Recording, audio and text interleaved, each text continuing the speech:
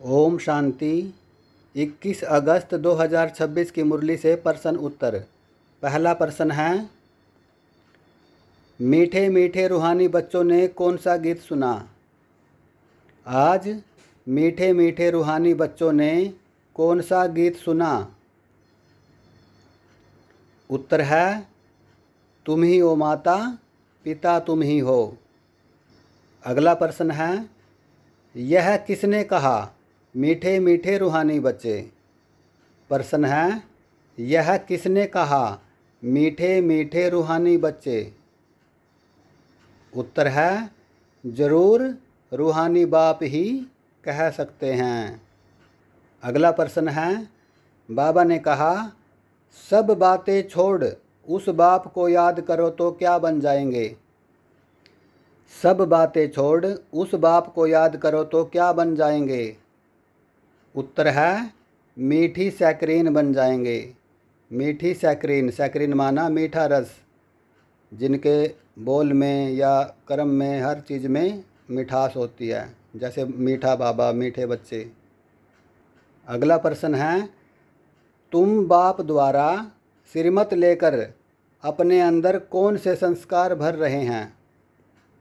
तुम बाप द्वारा श्रीमत लेकर अपने अंदर कौन से संस्कार भर रहे हो?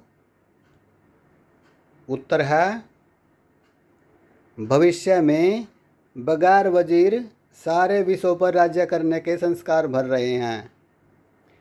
बाप तुम्हें ऐसी श्रीमत दे देते हैं जो आधा कल्प तक कोई की राय लेने की दरकार नहीं।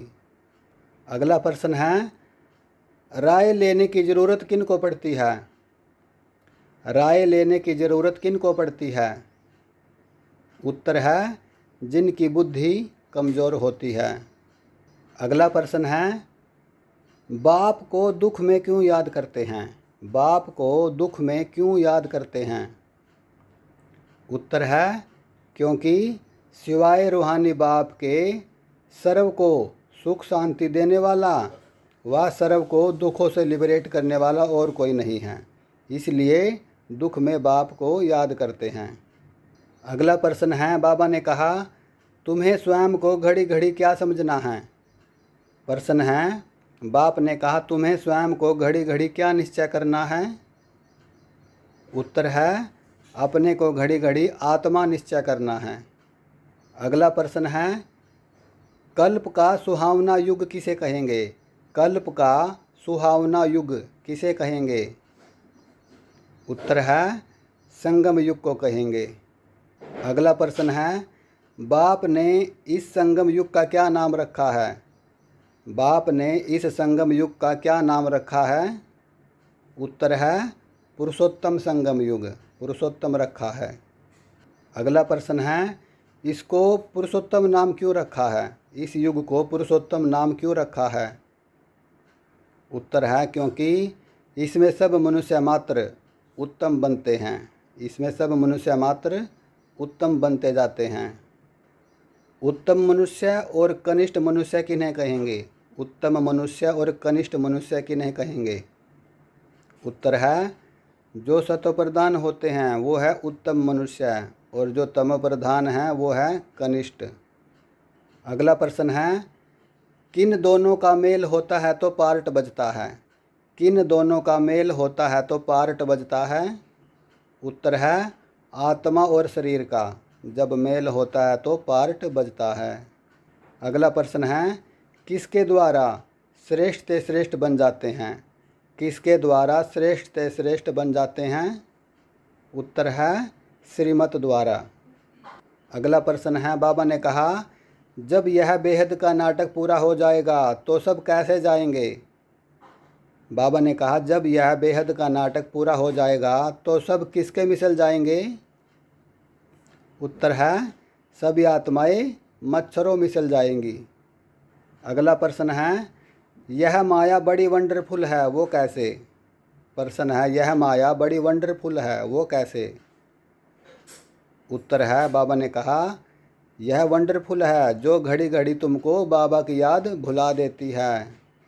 अगला प्रश्न है, जब तक जीना है क्या करना है? प्रश्न है, जब तक जीना है क्या करना है? उत्तर है, बाबा ने कहा, जब तक जीना है पुरुषार्थ करना है और ज्ञान अमृत पीते रहना है। अगला प्रश्न है, हमारा यह कौन सा जन्म है? हमारा यह संगम युग का कौन सा जन्म है?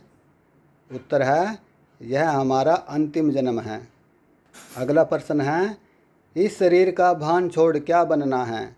इस शरीर का भान छोड़ क्या बनना है? उत्तर है, देही अभिमानी बनना है, यानी अपने को आत्मा समझना है, न कि शरीर। अगला प्रश्न है, आत्मा को तमो प्रधान से सतो प्रधान बनाने के लिए कौन सी यात्रा में रहना है? आत्मा को तमो प्रधान से सतो प्रधान बनाने के लिए कौन सी यात्रा में रहना है? उत्तर है, याद की यात्रा में रहना है, यानी बाप की याद में। अगला प्रश्न है, सेकंड में क्या गाया जाता है?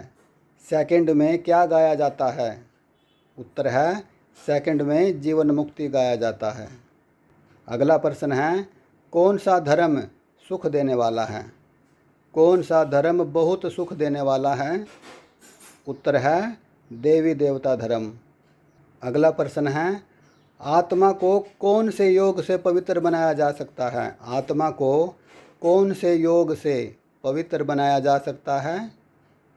उत्तर है, याद रूपी योग से, यानी आत्मा और परमात्मा के योग से आत्मा को पवित्र बनाया जा सकता है।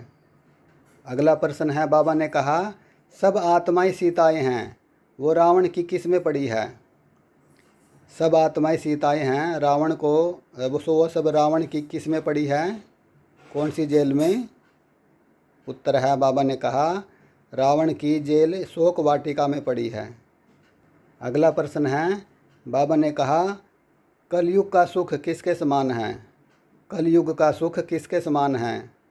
उत्तर है, कागविष्टा के समान है और अल्पकाल का है। अगला प्रश्न है, बाबा ने कहा, बच्चों को झोली किससे भरनी चाहिए? बाबा ने कहा, बच्चों को झोली किससे भरनी चाहिए? उत्तर है, ज्ञान रत्नों से भरनी चाहिए। अगला प्रश्न है, किस कारण से अनेक प्रकार के प्रश्न उठते हैं? किस कारण से अनेक प्रकार के प्रश्न उठते हैं? उत्तर है, देह अभिमान आने से अनेक प्रकार के प्रश्न उठते हैं और संशय भी आता है। अगला प्रश्न है, किस राज्य में दुर्गति है और किस राज्य में सद्गति है? प्रश्न है, किस राज्य में दुर्गति है और किसके राज्य में सद्गति है? उत्तर है, रावण राज्य में है दुर्गति और राम राज्य में है सद्गति। अगला प्रश्न है, बाबा ने कहा, तुम्हारी बुद्धि में अब कितने का चक्कर बैठ गया है? प्रश्न है, बाबा ने कहा, तुम्हारी बुद्धि में अब कितने का चक्कर बैठ गया है? उत्तर है, 84 का चक्कर बैठ गया है। अब कोई भी बाबा के बच्चों से पूछता है कि कितने जन्म होते हैं, कि तो कोई भी ये नहीं कहता 84 लाख होते हैं, सब कहते हैं 84 जन्म होते हैं। इसलिए सबकी बुद्धि में 84 का चक्कर बैठ गया है। अगला प्रश्न है, तुम सबको रास्ता बताने वाले क्या हो? प्रश्न है, तुम सबको रास्ता बताने वाले क्या हो? अभी कुछ मुरलियों में बाबा कह रहे हैं कि अंधों की लाठी हैं, लेकिन आज बाबा ने 2 अलग नाम लिए हैं, वो कौन से? तुम सबको रास्ता बताने वाले क्या हो? उत्तर है, बाबा ने कहा, तुम सब सेना हो, तुम पायलट हो, सबको रास्ता बताने वाले। अगला प्रश्न है, बाबा ने कहा, शांतिधाम सुखधाम को याद करो तो किसको भूल जाएंगे? बाबा ने कहा, शांतिधाम सुखधाम को याद करो तो किसको भूल जाओगे? उत्तर है, इस कलयुग दुखधाम को भूल जाओगे अगर शांतिधाम सुखधाम को याद करेंगे तो। अगला प्रश्न है, आत्मा पर जो कट चढ़ी हुई है वो कैसे उतरेगी? आत्मा पर जो कट चढ़ी हुई है वो कैसे उतरेगी? उत्तर है, एक बाप की याद से, यानी परमात्मा की याद से। अगला प्रश्न है, और ये प्रश्न अव्यक्त इशारे से लिया गया है, योगी जीवन का आधार क्या है? योगी जीवन का आधार क्या है? उत्तर है, पवित्रता ही महानता है, यही योगी जीवन का आधार है, यानी जो पवित्र है वही महान है। अगला प्रश्न है, कहाँ बाप की याद नहीं ठहर सकती? कहाँ बाप की याद नहीं आएगी और ना ठहर सकती?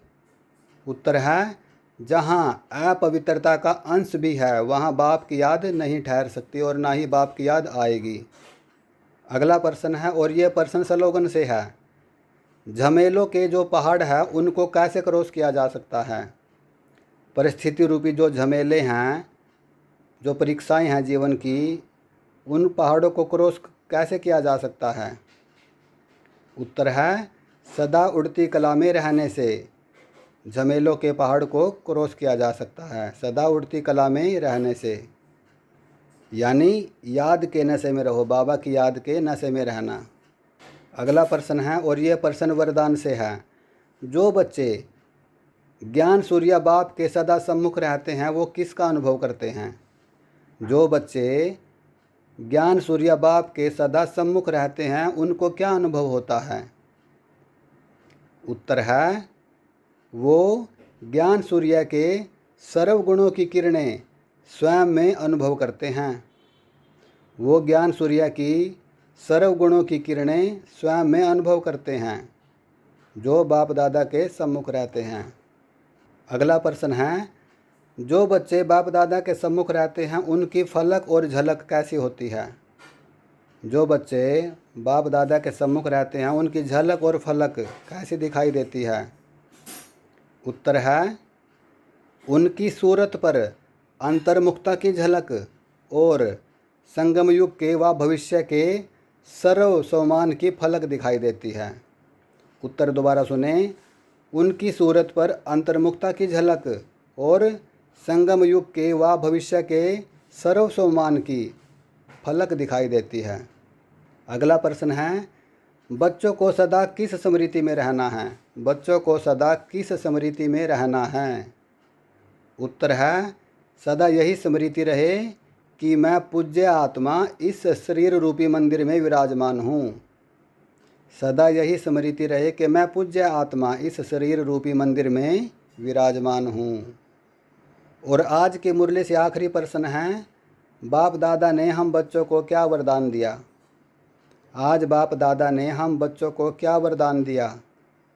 उत्तर है सदा ज्ञान सूर्य के सम्मुख रहने वाले अंतर्मुखी स्वमानधारी भव।